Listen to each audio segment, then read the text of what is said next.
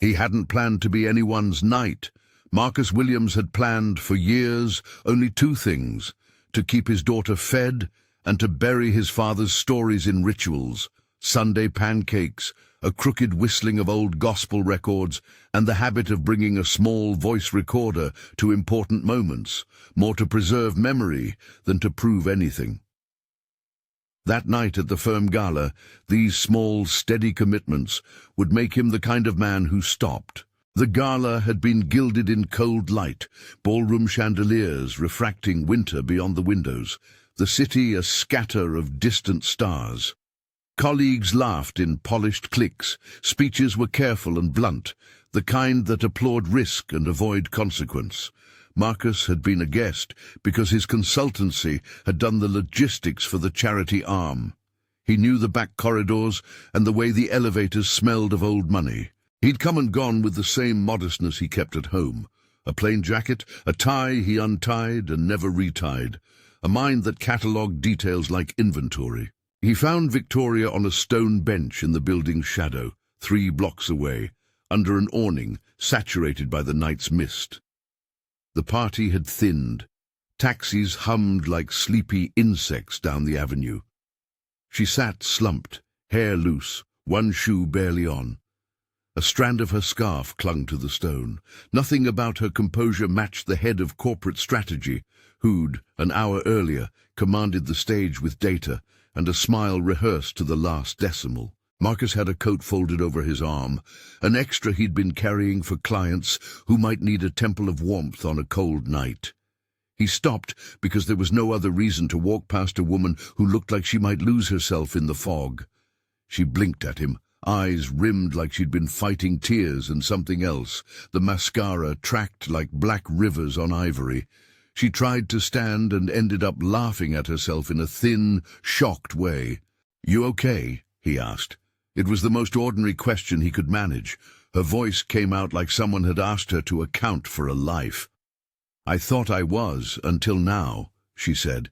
Then, more quietly, as if explaining a fault in machinery, I don't remember when it got like this." There were reasons not to stay. He had a daughter with homework on the kitchen table and a grocery list ringing in his head. He had boundaries. They were not friends. She was his boss's boss. The night air smelled like possibility and shapes of impropriety. He had learned to keep his head low because the world kept measuring him against more than his choices. He had to think of Maya's future and the rent that tracked the month like a tide. But he also had his father's voice, which had never worried about appearances. Leonard Williams would have told him to do the decent thing, slow and certain, offer warmth, carry someone home if needed. Marcus wrapped his coat across her shoulders, careful with the sleeves, and somehow the small act felt like handing over a bridge. She accepted the coat as if surprise could be folded tight. Her fingers trembled when they found the fabric. She tucked them under the collar like a prayer. She let him help her up. Her balance steadied when his palm was at the small of her back. Not heavy-handed, just there in the way that steadiness can be when the rest of the world blurs. He drove because it was the simplest method of getting someone from vulnerability to safety. The car smelled faintly of coffee and a children's sticker. Maya's latest art project stuck to the back window. He kept the music low, a jazz station murmuring as the city blurred by. Victoria's head leaned against the glass at first, then against the chair, then it lulled in a way that suggested sleep rather than unconsciousness. He parked outside her downtown townhouse because the building permitted that small dignity. He did not for a second think of the consequences. He thought only of the door, the risk of rain, the fragile warmth of being sheltered. Inside, light poured from the kitchen. A lamp glowed like a porch light for a ship. He lifted her like you lift a coat-dusted package, fingers familiar with the weight of responsibility. She stood unsteadily and with a flush of mortification apologized for creating a scene. Her voice had a corporate cadence, even when it was soft, measured, trained, apologetic in the way someone apologizes for being human in a world that prefers profit. "You don't owe anyone explanation," he told her, before he could think better of it. It came out gentle because he didn't want to sound patronizing. He wanted to ease the damage done to her armor. She let him put his coat over her shoulders again, and then, with a dignity raw and private, she gestured at the hall and asked if he'd mind closing the door behind him. He did. A woman of her stature could have a dozen hands offer help. She had accepted his because that had been the nearest kindness. On the nightstand beside her bed in the dim, he found a small stack of books and a paperweight shaped like a globe. He didn't go further. He left her sleeping like someone who had merely been weathered and not broken. He walked back through the hallway, slid his coat from his shoulders, and stepped into the cold night, the city's lights refracting like guilty promises. The drive home to Bronzeville was quiet. The radio hummed about someone else's sadness. The heaters worked hard against the December air. He thought about nothing in particular and everything at once. The way Maya's homework would be waiting on the table, the pancake batter in the fridge, Leonard's laugh when he'd taught him to whistle on a bicycle ride that had never gone the way planned. He thought, too, of the narrow geometry of kindness, one small gesture able to alter the balance of two lives. He hung his coat by the door the next morning and felt paper inside the pocket. A folded note, plain and smaller than the bills tucked into schoolbooks, had been slipped inside and pressed there like a confession. Marcus unfolded it with hands that still kept rhythm with caution. The handwriting was not the practiced signature he had seen on memos. It was quick, almost boyish in its haste. "Thank you," it read, "for stopping, for not telling, for the coat. I am sorry for how this looks. V." It was not an explanation. It was a thank you and an apology that carried both weight and fear. He slid it into his wallet because he did not know yet what else to do with it. Morning with Maya did its small miracles. She was a storm of energy, hair braided into two precise lines, sneakers squeaking on their kitchen tiles as she rehearsed multiplication facts at breakfast. Marcus watched her, folding lunches as if they were the spines of a book, steadying the morning the way his father had steadied the house with a broom and a stubborn refusal to give in. "Did you get enough sleep?" Maya asked, mid-sip of chocolate milk, as if concerned by the faint dark shadows under his eyes. "Enough," he lied softly, and then smiled because he didn't want to spill worry into the thin daylight before school. He left the note in his pocket as a small, secret exchange. Its existence would become a measuring stick in days to come. For now, it was proof of the smallness of the act, an unadorned thanks, and the way the world could misread it. At 9:30 a.m., a message lit his phone. An HR request stamped urgent. The firm preferred the shapes of fast resolution.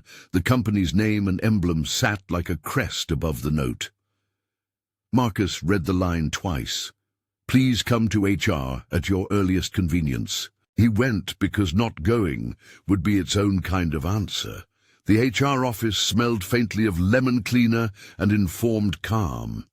Jennifer, mid-40s, hair in a careful twist, wore the corporate neutral of a woman who had been trained to cushion bad news with protocol. She gestured toward a leather chair that looked like it had been designed by a committee to be both inviting and cold. "There is a complaint," she said, blunt as a hinge. "An anonymous complaint was filed overnight. It alleges misconduct between you and Ms. Reynolds." His heart did a small betrayed flinch. The room remained politely even. Jennifer's eyes did not flicker to him with accusation. They were trained to be impartial, but the air beyond the door, he knew, had already begun to form rumors into an easy narrative. In a city where pictures were memos and memos were the new truth, the risk to a man like him, black, single, known more for his household than his height at the firm, ran larger than the evidence of the day. "We place an employee on administrative leave pending investigation in cases like this," Jennifer told him. "It is standard. It protects both parties." "Leave," he echoed, as if it were a simple noun, not the slow eddy of consequence that could sink a month or two of wages into hush. "For how long?"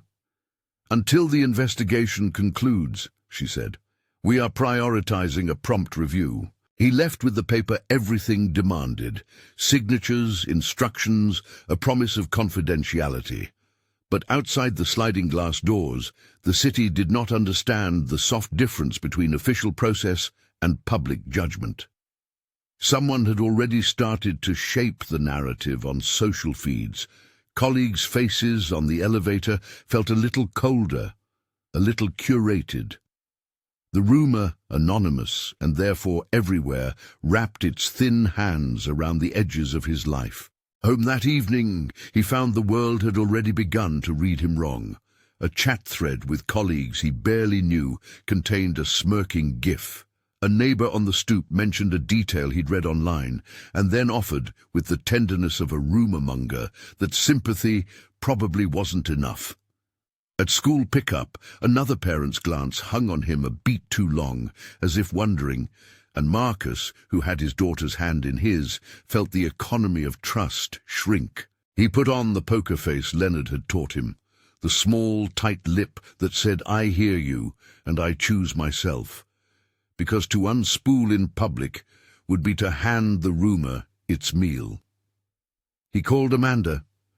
She picked up on the second ring, all brash warmth and the sort of fury he had learned to accept from the legal ally she'd become, a civil rights attorney who loved to pull apart documents the way other people rearranged cushions. "Marcus." Her voice was a kind of weather that meant action. "What happened?" He told her with the cadence of facts first: the bench, the coat, the drive.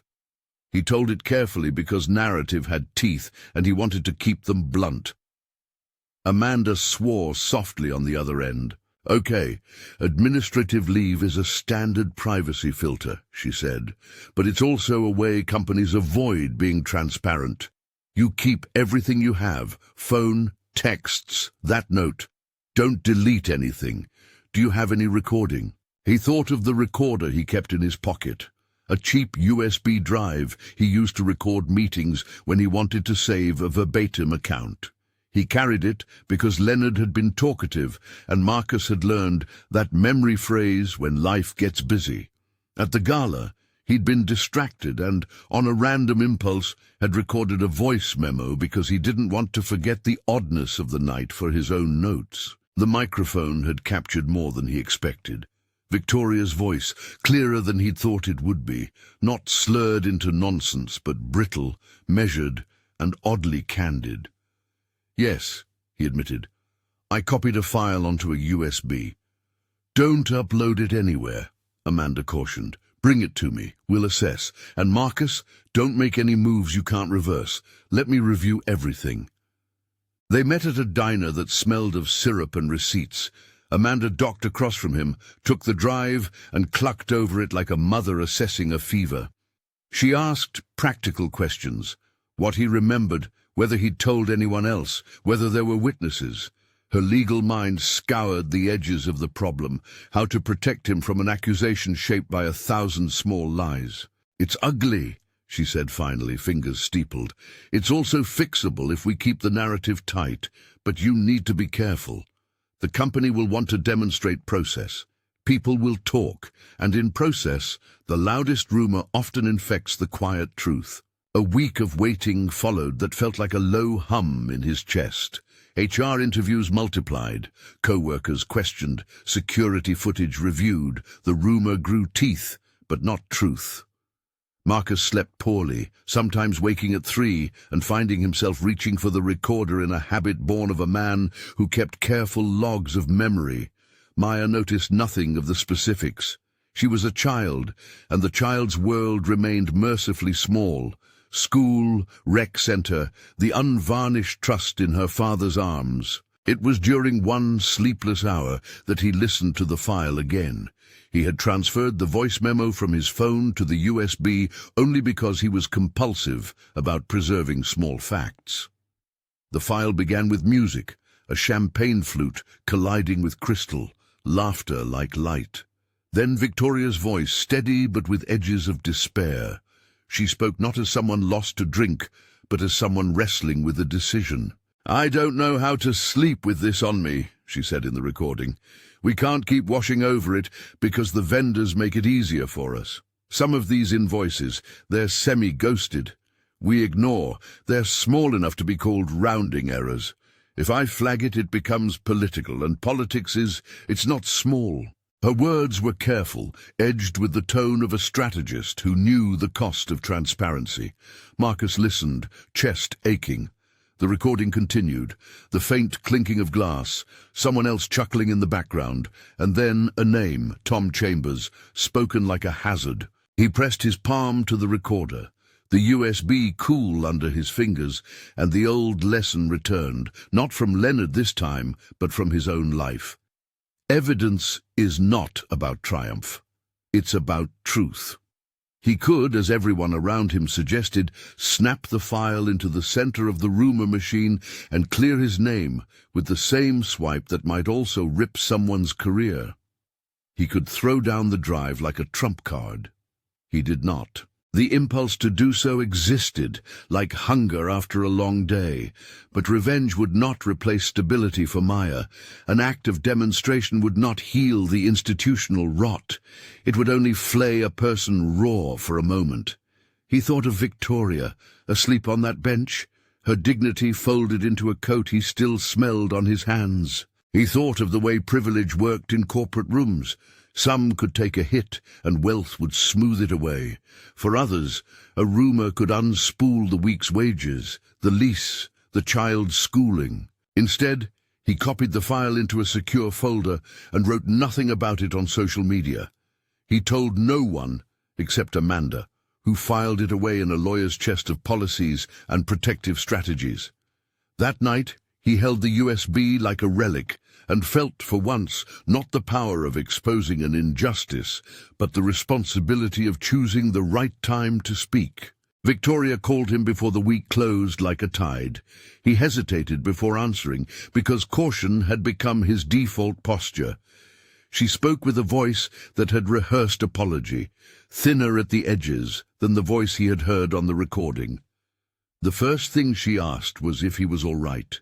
The second was whether he had been treated fairly at HR. "You were placed on leave," she said. "I read the note. I saw what happened. I'm sorry you have to deal with that." He told her it was standard process, but he didn't lie about the ache it produced.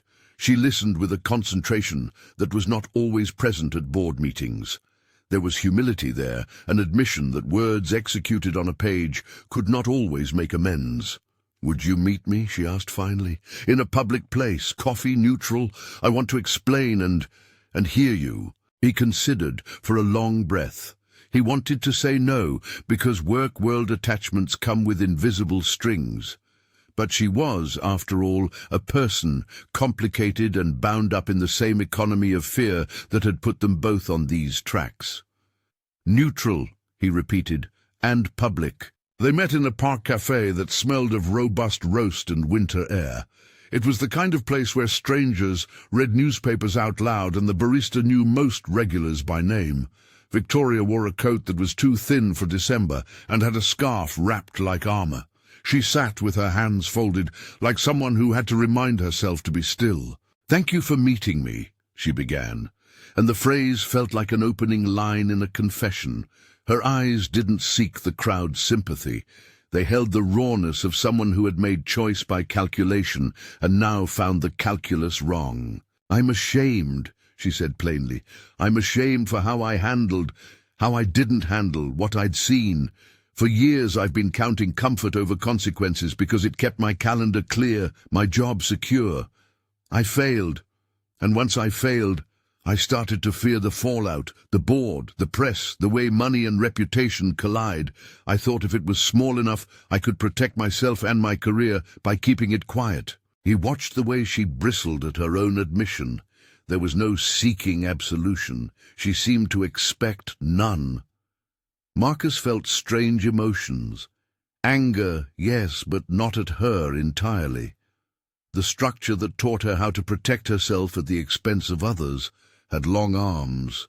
He had been taught to survive in a different way, by steady accumulation of small certainties, by making room for other lives within his own. "You should have reported it," he said, not a demand, but an observation born of his own moral geography. Someone could get hurt. And besides, when things don't get checked, they become part of how the firm rebalances itself. Victoria looked at him, the wall of corporate polish gone, replaced by exhaustion. "I didn't because of how it would look for me professionally," she confessed. "And then because I hesitated, I became complicit. When I saw you helping me that night, we both know how it would look. I came to the conclusion that my silence might have made it worse. I didn't want you to be the story." There it was. Agency, awkward and painful and finally visible. She had chosen silence, and now she owned it. He recognized the gesture for what it was, a human bow toward accountability, not a plea for forgiveness he did not need to grant. "I've been reviewing invoices," she said, voice lowered.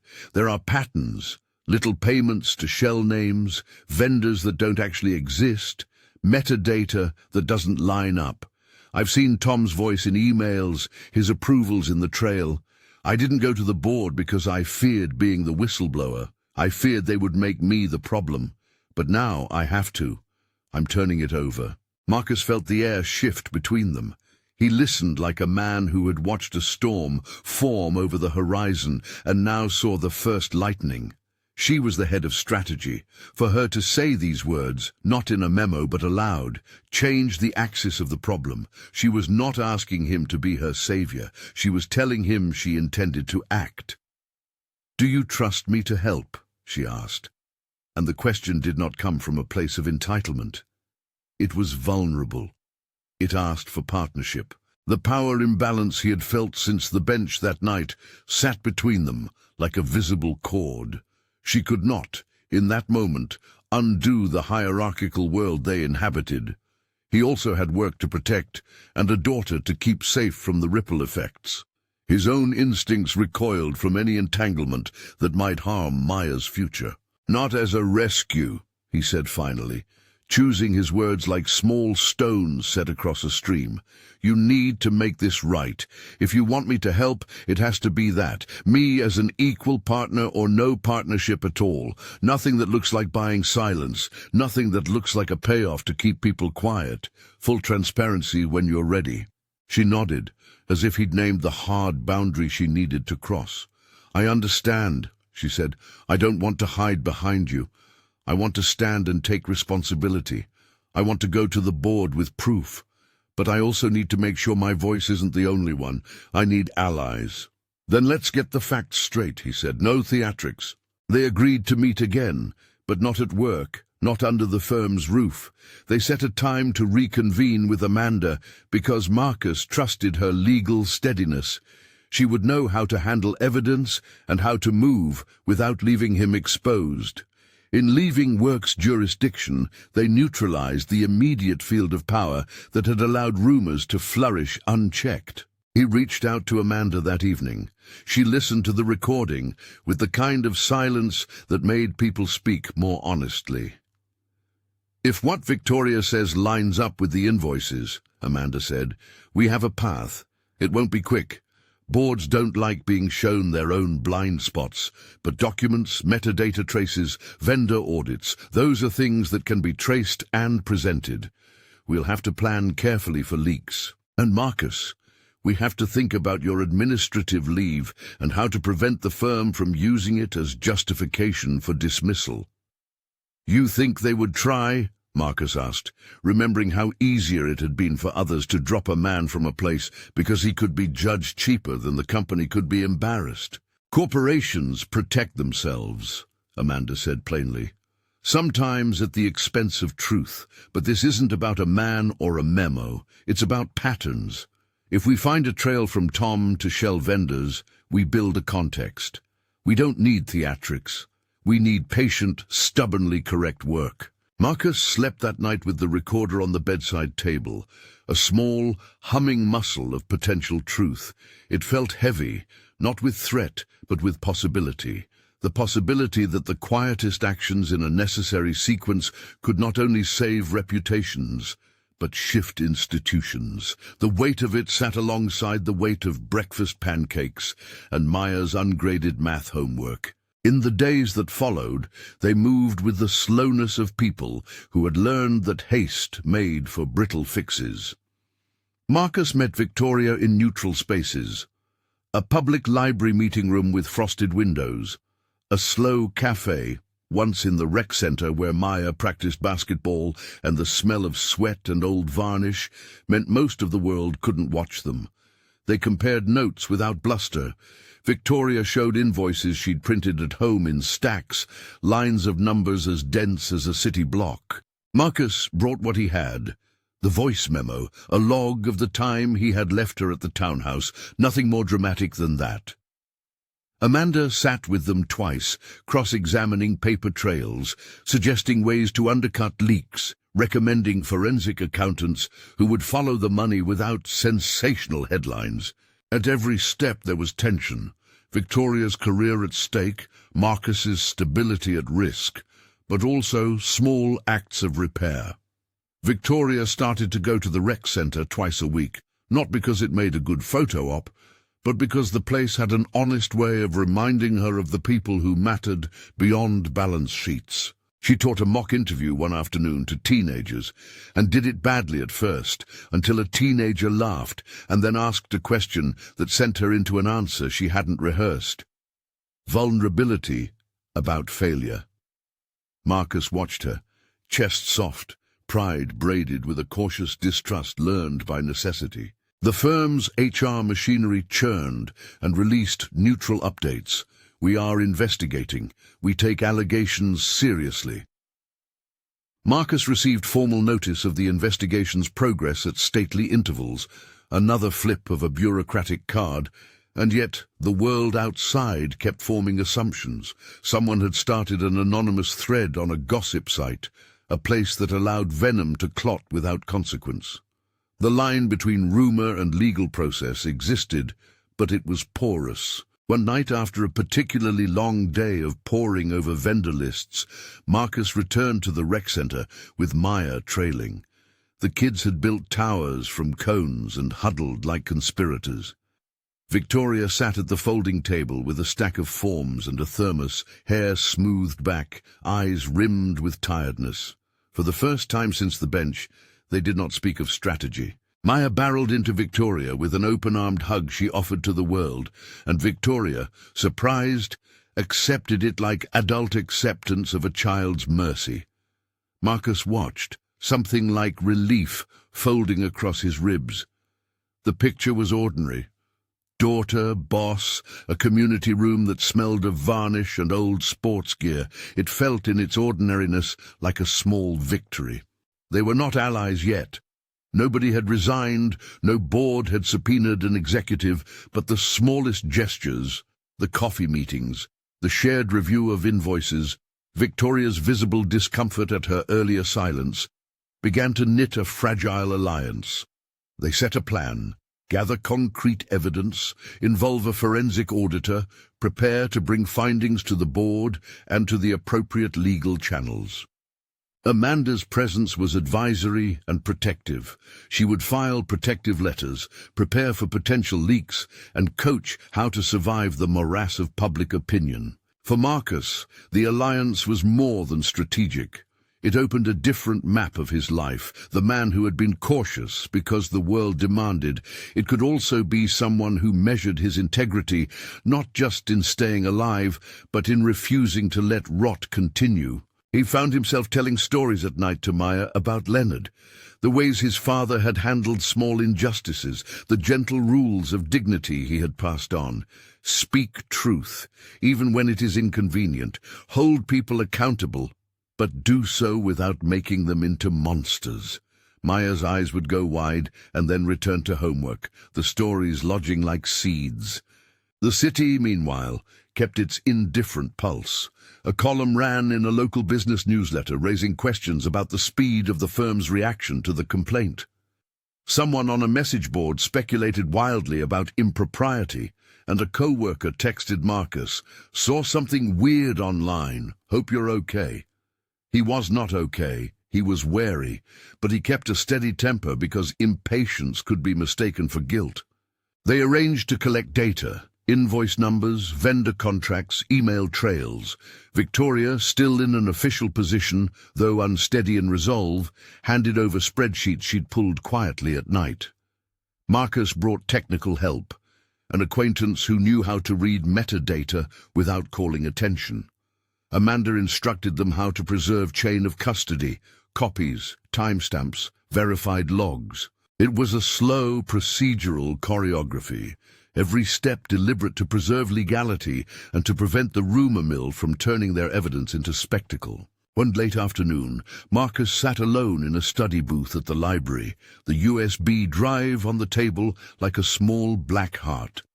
He played the recording again, not to find courage, he had plenty of that, but to remind himself of the texture of the moment, the sound of voice that had admitted fear.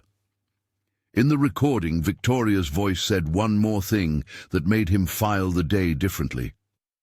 "There are names attached to approvals that don't match anyone on payroll. The invoices have been routed through shell vendors. It's not small."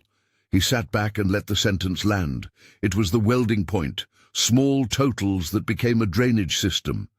It was not an accusation at the moment. It was a map. He took the drive to Amanda's office and left it in her drawer, an act of trust that felt like giving a knife to a surgeon. The first part of their work moved along in fits and starts. They found a vendor name, Darren Kilpatrick, listed as an outside services contractor in 3 separate quarters, billed for modest consultancy fees that had never been reconciled with actual deliverables. Check numbers pinged at odd times. Metadata tucked into invoices revealed creation timestamps that suggested collusion. Documents created and modified in patterns that only a person with access could recreate. Each small discovery widened the compass. Tom Chambers' name threaded through a handful of approvals, like a seamstress's thread across a hem. It was enough to bring them to the edge of risk and forward. They had to decide how to present the facts, when to go to the board, when to involve forensic accountants, when to risk blowback. For Marcus, the decision had deeper stakes. If the firm used his administrative leave as a pretext to move him out, they would have won by default. Amanda wrote a letter to HR, requesting protective measures and making it clear that Marcus should not lose pay pending the investigation. She suggested bringing a third-party auditor to the board for impartiality. The firm replied with corporate equilibrium, assurances that the process would be fair, an acknowledgement of evidence, a promise of confidentiality. It was the same language that could mean everything or nothing. Marcus learned to read the cadence for intent. He grew skilled at holding his breath just long enough to manage his voice in his daughter's presence, laughing at the right times and tucking worry away in the way men learn to do. Through it all, Victoria moved.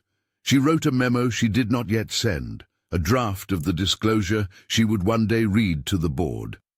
She rewrote it twice, 3 times, each version lesser in self-justification and greater in accountability. When she handed a redraft to Amanda, the lawyer made a professional face and suggested edits that made the confession sting less of ego and more of action. Refer to forensic audits, present chronological order of invoices, name the patterns rather than cast suspicion. Amanda was merciless and clinical in the best sense. She did not let the story become about one person's shame. She insisted the facts be the only thing that mattered. There were nights when Marcus woke with an uneasy tenderness toward Victoria. He remembered the bench, the coat, the way she had accepted help as if she had been given permission to be small. He remembered the note in his pocket and the quietness of her apology. But he kept his distance because the rules of the world they navigated did not permit romantic impulses where power imbalance still existed. He had a daughter, a name to protect, and a principle that romance could not be allowed to bloom out of obligation or rescue. Respecting that boundary became its own kind of dignity. They had not yet reached a moment of public reckoning. The board had not convened in a special session. No resignation letters had been tendered. The rumour mill churned as it always did, and there were costs, whispers at the rec centre, a cancelled speaking engagement for Victoria that had been scheduled months in advance, the subtle narrowing of Marcus's world. Yet there were also gestures of community. A neighbour left fresh bread on their stoop one morning, a small proof that people could be kind without question. At the rec centre, an older coach handed Marcus a worn pamphlet and said, "Keep your head, son. Truth has a sound. Make sure they hear it right." Marcus carried that pamphlet like a talisman. It reminded him that the work ahead was less about personal vindication and more about creating a landscape in which truth could be seen, not just whispered. As the first snow of the season began to fall, gentle and indifferent, the three of them, Marcus, Victoria, Amanda, sat at a folding table in the back room of the rec centre and began to lay out what they had. The invoices spread like a strange constellation. The metadata pointed like a compass. Their voices found a cadence that was not theatrical, but determined. They were not enemies anymore. They were people trying to correct a ledger that had been written to conceal what it meant to be fair. When they left that night, the snow had blotted the city into softer shapes. Marcus walked home behind Victoria for a stretch, both keeping the distance that the world required of them. She paused at the bus stop, turned, and said the simplest thing. "Thank you for believing I could change." He nodded, because it was the only phrase that fit. He had not believed in her, less or more. He had believed in the possibility of responsibility. He watched her get on the bus and felt, for the first time, how thin the line between respect and intimacy could be if not handled with care. That evening, he told Maya a story about Leonard, the time Leonard had fixed a neighbour's roof with a borrowed ladder and no thanks. Maya listened under a blanket, the lamp casting a halo over the bedtime books. "Do you think people can change, Daddy?" she asked, a child's simple faith pressed into a grown world. "Sometimes," he said slowly, thinking of Victoria in the bus's amber light, the invoices on the table, and the weight of a city's rumour. "Sometimes people notice things they didn't want to see before, and they choose differently." Maya smiled, satisfied with a partial answer. Marcus kissed her forehead and put the recorder on his bedside table, the USB in the drawer beneath it. He closed the drawer and felt the thud of the USB like a small, weighty decision. Days became a calendar of small rituals, a carefully timed text to Amanda, a check on his daughter's homework, a walk across the park before the city fully woke. Investigation moved with the slowness of machinery built to resist haste. It moved with interruptions, with procedural letters and neutral-sounding emails that meant more in practice than their tone admitted. Marcus learned to measure time not by the speed of resolution, but by the steady accrual of facts. If you believe compassion still matters, drop a 1 in the comments. Amanda arranged the first formal step, an independent forensic audit to be recommended to the board. It was a surgical move, no spectacle, only a body of evidence that did not rely on personalities.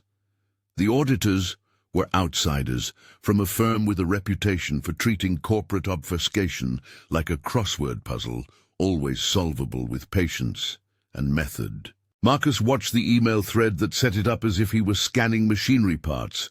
Each phrase, chain of custody, metadata preservation, verified timestamps, was a bolt tightened on a very old engine. They agreed to recommend the audit to the board through Amanda's letter. Victoria volunteered to present the evidence herself. It was the first time she said out loud she would step into the arena she had avoided. "Words matter," Amanda told Marcus over a late call. "She needs to walk into the boardroom carrying facts, not fear. And you, keep your records close. If they try to quiet you with process, we respond with the law." There were setbacks. A packet of vendor statements they had requested arrived with pages inexplicably blanked in places. An IT handoff seemed to take longer than expected. Someone, an anonymous note left on a bench, hinted that the firm had been notified of their inquiries.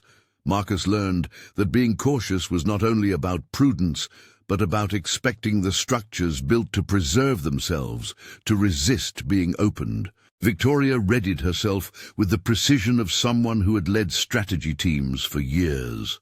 Her drafts of a disclosure that would be presented to the board began as brittle confessions, and slowly reshaped into a document that centered the evidence and named systemic failures rather than only personal missteps. She included an explicit recusal of any direct oversight over processes tied to the audit, an instruction that she would temporarily step back from decisions that touched procurement until the independent review concluded.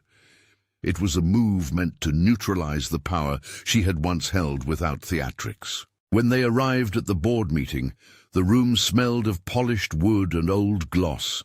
Board members, practiced at the art of appearing settled, listened in a way Marcus had learned to read, a tilt of the head, note-taking with a pen line that lingered. Victoria stood at a lectern, the draft in her hand, and did what she had promised. She did not ask for absolution. She handed over a trail of documents and offered to answer questions. Her voice was steady because the truth, lined and time-stamped, gave her steadiness. "It begins with small payments," she said, moving through spreadsheets like a conductor through scales. "Rounded amounts, consultant fees that recur without deliverables, invoices routed through vendor names, not tied to any operational unit. When those small channels run, they make a system that hides larger decisions." She named Tom Chambers' involvement as approvals on file. She produced copies, printed with timestamps and metadata that suggested coordinated creation. Marcus sat in the back row, palms folded, the recorder never far from his jacket, feeling both an outsider and an ally to the woman at the podium. The board did the thing boards do when a hand is finally forced. Appoint an investigatory committee, authorize the independent auditors, and create a temporary internal task force on procurement oversight. They promised transparency consistent with legal constraints. That phrase rested like a shield. Officially, it was movement. Practically, it meant delay and the slow arithmetic of corporate defense. Tom was placed on administrative leave pending the audit. He reacted in ways Marcus never expected, first with thinly veiled indignation on a private message sent by a mutual executive, then with a quieter, more dangerous calculus: retaliation by reputation.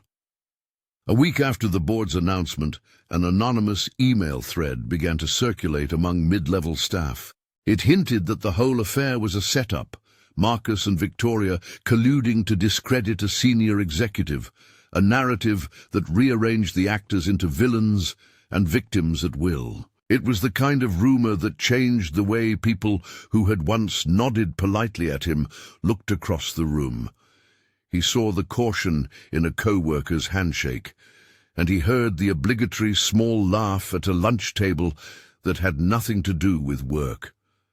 The firm, anxious to preserve its image, released a carefully worded statement about ongoing investigations and respect for due process. That statement left room for gossip to fill the corners. Then the smear escalated. An anonymous account published outright allegations that Marcus had used his position with the charity logistics to gain influence over Victoria, that the USB documentation was fabricated, that the rec center involvement was a staged performance for sympathetic optics. The thread gathered speed in dark rooms online, and for each retweet the rumor grew more muscular. Tom filed a defamation suit. He named the firm, claiming that the disclosure and the subsequent suggestions of his involvement had cost him his reputation and career prospects. It was a legally plausible move. By suing, Tom forced discovery and created a legal theater that could pull the conversation into courtrooms and sealed files into motions and counter-motions. It was also retaliation by another name, an attempt to recenter the narrative on the people he could name while the auditors chased invoices. Amanda stayed composed. "It's a heavy-handed play," she told Marcus, "but we expected it. The important part is, we do not react with spectacle. We prepare methodically. We defend truth with facts and the law." There would be depositions, and Marcus braced himself for questions that would dig into the most ordinary folds of his life. He sat down with Amanda for mock examination sessions, rehearsing the cadence of being honest without offering unnecessary color. "They will try to paint you as opportunistic," Amanda said. "They will look for gaps and try to fill them with motive. Stick to what you know. Speak to documents. If you start to narrate feelings, they will call it strategy." Victoria's standing in those days became a study in contrasts. In one meeting, she was the executive who had steered strategic initiatives for the company. In another, she was the woman who had admitted a moral failing and offered a remedial path. Board members who had once deferred to her now asked pointed procedural questions. She answered them without flinching. Publicly, she recused herself from procurement oversight. Privately, she spent long hours with forensic accountants, tracing payment paths with the vigilance of someone making amends through detail. The auditors found enough to move the needle. The vendor Darren Kilpatrick, they reported, existed on paper, but not in business reality. The routing of payments suggested coordination between internal approvers and a shell entity. Small payments aggregated into a pattern large enough to warrant the special committee's attention. The report stopped short of naming criminality in the public release. Auditors reserved that language for law enforcement, but the internal file contained references that made the board convene a closed session. The internal governance mechanisms finally saw the will to act. Tom responded as a man accustomed to using influence. He slung accusations through channels that were not public record, and some media outlets that favored drama over nuance picked up his version. Marcus and Victoria found themselves the subject of thinly veiled innuendo in places where counsel could not always reach. The firm, feeling the pressure from both sides, announced a set of reforms. A procurement task force, elevated whistleblower protections, and a review of vendor onboarding processes. It was progress. It was also a defensive countermove to show prudence. Through all of this, the human cost was plain and never dramatic. Maya's teacher asked Marcus privately if everything at home was okay because rumors were hard on kids. A neighbor's greeting grew more formal. Marcus and Victoria found their emails frequently forwarded and their conversations passed. Yet in the small spaces on the rec center floor, over coffee in Amanda's office, they kept a style of work that refused to let fear dictate the shape of truth. Tom's suit moved through the courts at the same stubborn pace that had marked the rest of the drama. Depositions were scheduled and rescheduled. Marcus sat under oath and spoke simply.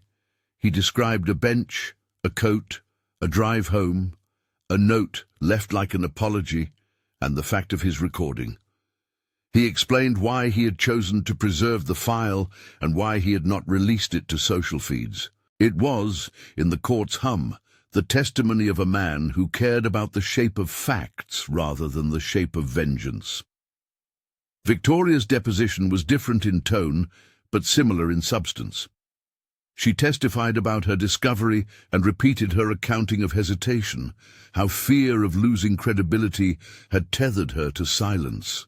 She admitted her misjudgment. She described discovering invoices that did not match a company's vendor pattern and how the metadata suggested internal creation and approval. There were moments where she looked at the legalese and winced. It was one thing to draft strategy for stakeholders. It was another to answer in a courtroom to her choices. Amanda prepared a defense that was not theatrical. She emphasized documentation, the forensic trail, the chain of custody for each invoice copy, the independent auditor's report that linked Tom to a set of approvals and approvals to shell vendors. She objected to the smear by painting it exactly as what it was, an attempt to use litigation to reshape a public understanding while the facts were still being examined. The judge listened with the patience of a mechanic reading a blueprint. The judge's ruling on a motion to dismiss was not a cinematic proclamation. It was careful, paced, and legalistic. The court found that the defendants had presented evidence that qualified their disclosures as statements grounded in documented audits, and that Tom had not demonstrated the standards required to prove defamation under the circumstances.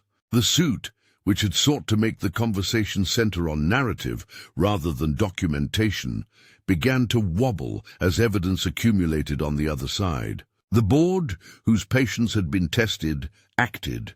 They placed Tom on extended leave, assigned a special committee to review procurement and vendor oversight, and moved to terminate any executive who had accepted inappropriate payments. The committee recommended an internal disciplinary procedure that culminated in the board asking for Tom's resignation. He refused. The board voted to terminate, citing policy violations supported by the auditor's findings. It was a procedural removal, the kind that does not feel neat at the edges, but makes the point that an institution can, with difficulty, hold its own leadership accountable. When the announcement came, it was the kind of sentence that made private conversations public. The firm admitted that procurement systems had been abused. It apologized in a way that avoided melodrama, but included an outline for reforms. There would be no immediate lauded victory lap. The task force's work was only beginning, but the firm could no longer pretend the problem had not existed. The court dismissed Tom's defamation suit months later, citing lack of sufficient evidence that the disclosures were maliciously false. The decision did not erase the months of strain, nor did it undo the private injuries inflicted by rumor. But it allowed the narrative to change. What had been framed as a scandal, centered on relationships, now had the weight of a documented financial trail. Those facts would, in time, force structural reform. With the professional imbalance explicitly neutralized, Victoria had recused herself and the board had acknowledged the independent audit. Something shifted in the way they engaged. It was not romance at once, but the unburdening of a single knot that had kept both of them cautious. Victoria no longer had managerial authority over Marcus. She had, if anything, more to lose, but her losses were now honest. She had, publicly and privately, accepted responsibility. They began to stand side by side in community rooms rather than in boardrooms. If the rec center had been a place of accidental meetings before, it became their chosen place of work. They planned a scholarship in the name of Leonard Williams, the man whose stories had taught Marcus the small rules of decency. The naming was Victoria's idea in a late conversation that had nothing to do with corporate PR and everything to do with memory. "People give names when they want to keep memory from becoming a rumor," she said. Marcus agreed.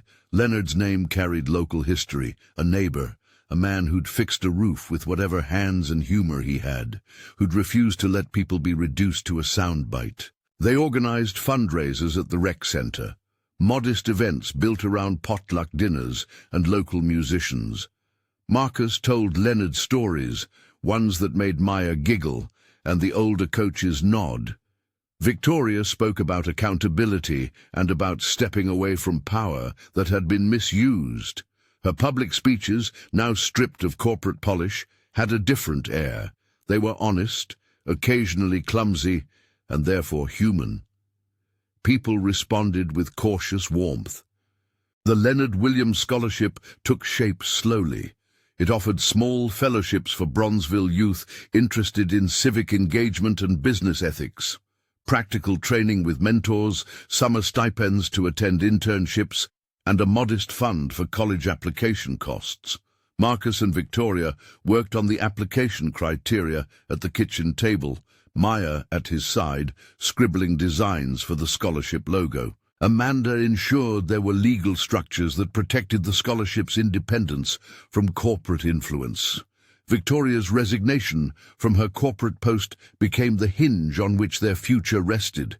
She announced in a short memo that she would step down to lead a non-profit focused on procurement transparency and community reinvestment.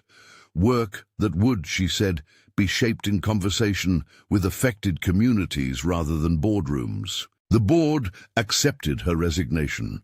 It was not framed as a retreat, but as an intentional pivot. That pivot removed the formal power differential. It did not erase the past, but it allowed them to meet in the same field. Their relationship, if it could be called that, grew in the same quiet, deliberate way everything else had. It began with a shared cup of coffee after a scholarship planning meeting, then a walk past the rec center's cracked basketball court. It was gestures, bringing Maya an extra snack when she had forgotten hers, Victoria staying late to organize donated laptops, Marcus offering to proof an application essay. Intimacy was measured in acts that showed reliability rather than dramatic confessions. Once, after a long shift setting up chairs for a benefit, they sat on the rec center's stoop and watched a group of teenagers play under the sodium streetlights. Victoria's hands were cold. Marcus offered his coat without a second thought. She accepted, and in the exchange there was no saving arc, only an equal trade. "You always know which stories to tell children," she said, smiling into the street's glow. "Leonard taught me how to make small things steady," Marcus answered. "He told me that when you fix a roof, you do it so people can sleep easier, not so they will thank you, just because it's the right tool for the job." She rested her head on his shoulder in a gesture that felt like an agreement rather than surrender. In the months since the bench, they had asked themselves whether closeness could be something other than a reaction to crisis. The answer grew in the long hours arranging scholarships, in the way they joked with teenagers about resume typos, in the way Victoria once admitted she had been terrified of being seen as a hypocrite. "What scares you most now?" Marcus asked one evening as they packed folders. "That I'll ruin the good work because I'm still not brave enough," she said softly, "and that I'll lose myself in someone else's narrative." "You won't," he said. "You will build with other people. You're building differently than you were." The arc of the legal process had left marks. The firm implemented a procurement task force which would not fix systemic issues overnight, but established new oversight, third-party vendor vetting, stronger whistleblower protections, and a transparency portal for procurement data. The board appointed an ombudsperson to whom employees could report irregularities without fear of retaliation. There were town hall meetings, not always polite, where employees pushed for faster reforms. There were also small pockets of resistance. Change had been forced, but not fully embraced. Community repair stretched beyond paperwork. The rec center saw an influx of volunteers who had once been clients of the corporate donor arm. They brought time and expertise, and sometimes the awkwardness of unfamiliarity. Victoria designed a mentorship program, pairing young interns with procurement professionals who agreed to teach how to spot vendor irregularities. Marcus ran youth entrepreneurship workshops. The Leonard Williams Scholarship awarded its first 2 grants with a modest reception: soup, cupcakes, a chorus of local kids singing an old gospel hymn Leonard had liked.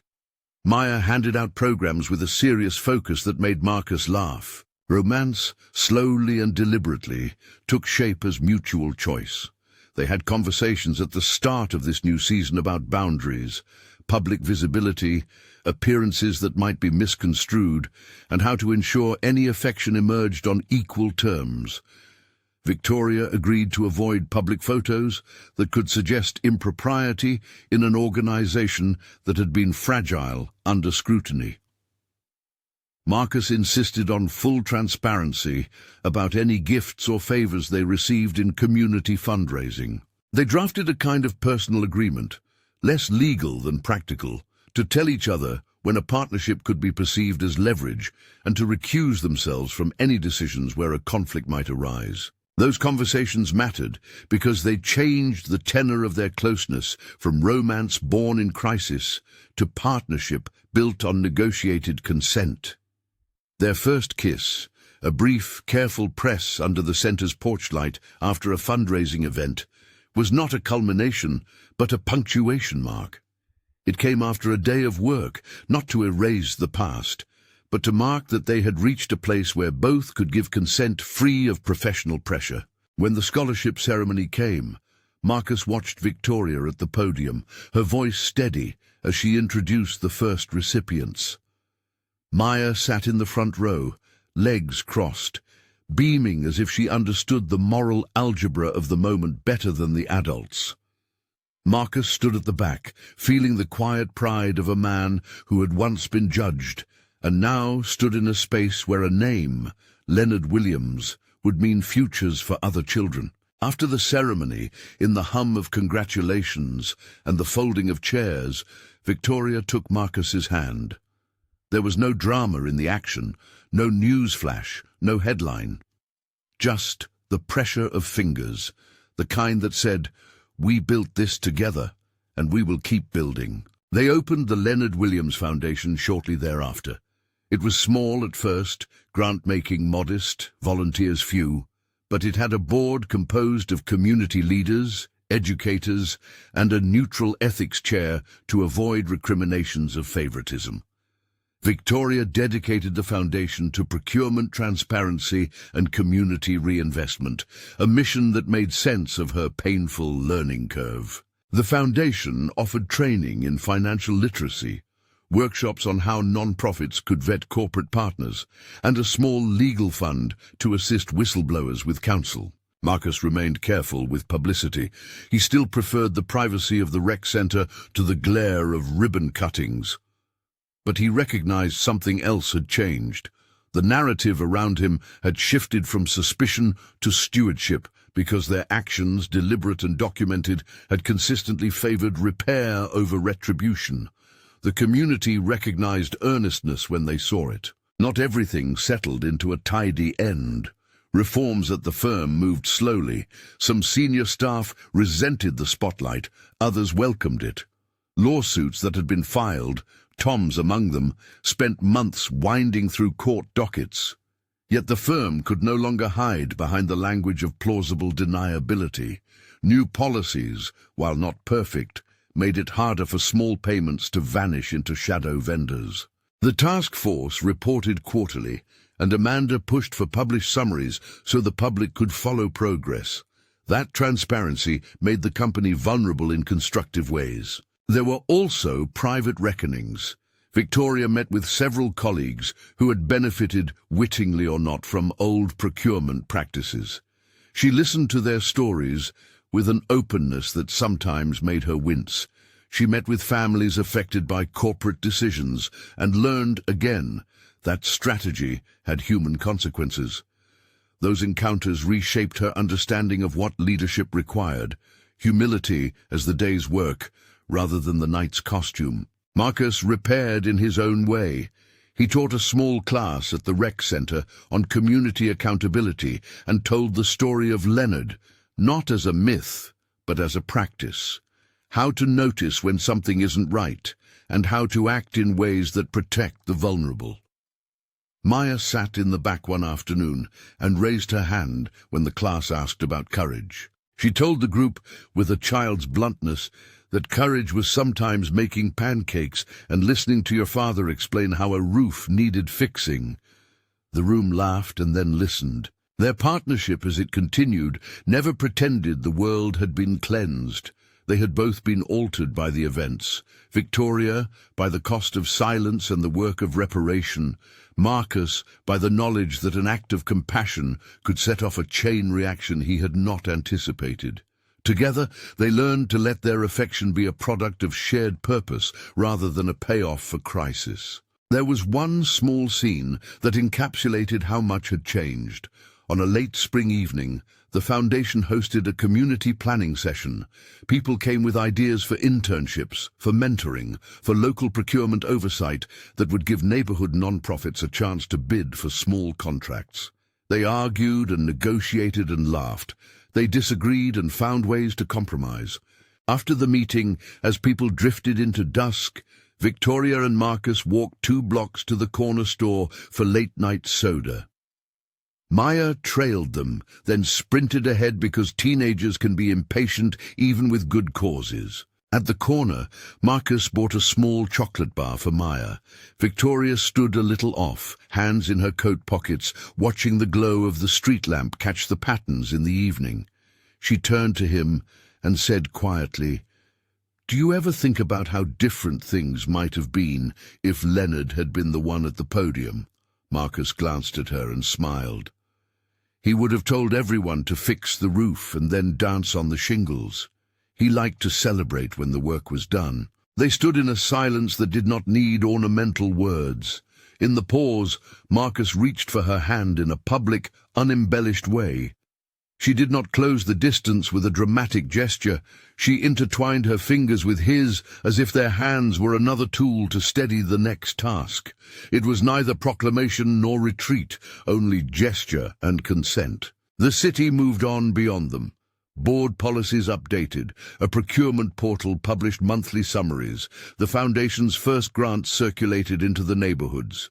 People, some skeptical, some cautiously hopeful, began to imagine a different machinery of accountability. Maya learned to give speeches at small gatherings and found she could tell Leonard stories with a comic timing that made adults smile. The final months of the legal affairs closed with a mixture of relief and sober acknowledgement. Tom settled his remaining disputes with the firm under terms that were not public, and the board committed to a public annual review of procurement practices.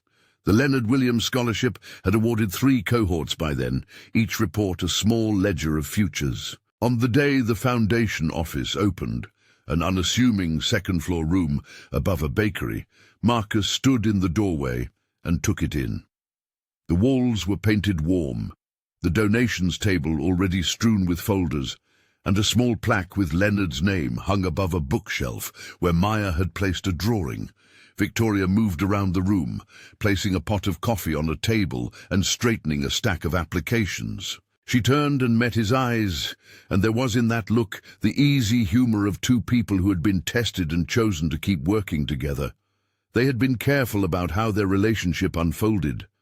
There had been formal steps, public recusal, resignation, foundation transparency, and clear conversations about the meaning of their closeness.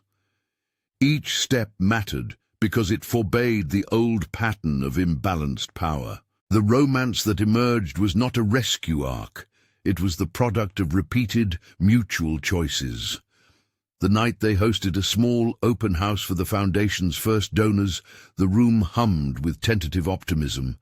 Maya performed a short spoken-word piece about roofs and pancakes, and the way small kindnesses could become structures that held up people's futures. People clapped, and then lingered at tables, and conversation moved toward practical ways to keep the foundation accountable and effective.